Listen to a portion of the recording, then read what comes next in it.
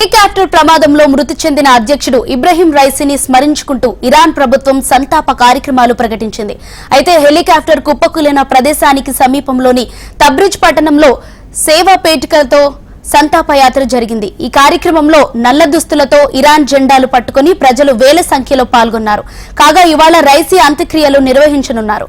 ఆయన పుట్టి పెరిగిన మాషాద్ నగరంలో అంత్యక్రియలు నిర్వహించేందుకు ఏర్పాట్లు చేశారు.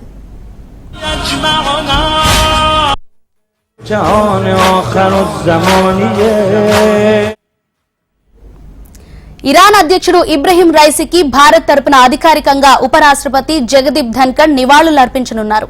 ఈ క్రమంలో ఆయన ఇప్పటికే అక్కడికి చేరుకున్నారు. హెలికాప్టర్ ప్రమాదంలో మృతి చెందిన అధ్యక్షుడు ఆ దేశ విదేశాంగ మంత్రికి భారత్ తరపున నివాళులర్పిస్తారని భారత విదేశీ వ్యవహారాల మంత్రిత్వ శాఖ తెలిపింది.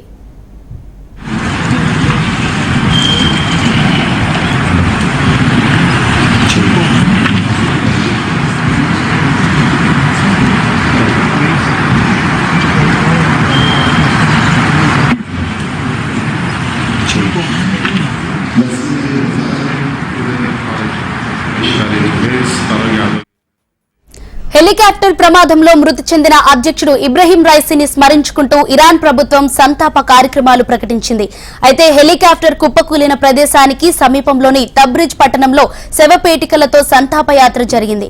ఈ కార్యక్రమంలో నల్ల దుస్తులతో ఇరాన్ జెండాలు పట్టుకుని ప్రజలు వేల సంఖ్యలో పాల్గొన్నారు. కాగా ఇవాళ రైసీ అంత్యక్రియలు నిర్వహించనున్నారు. ఆయన పుట్టి పెరిగిన మషాద్ నగరంలో అంత్యక్రియలు నిర్వహించేందుకు ఏర్పాట్లు చేస్తున్నారు.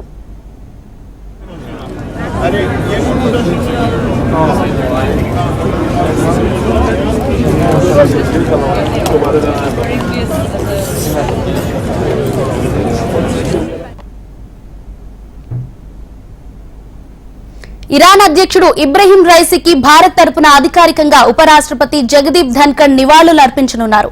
ఈ కార్యక్రమంలో ఆయన ఇప్పటికే అక్కడికి చేరుకున్నారు.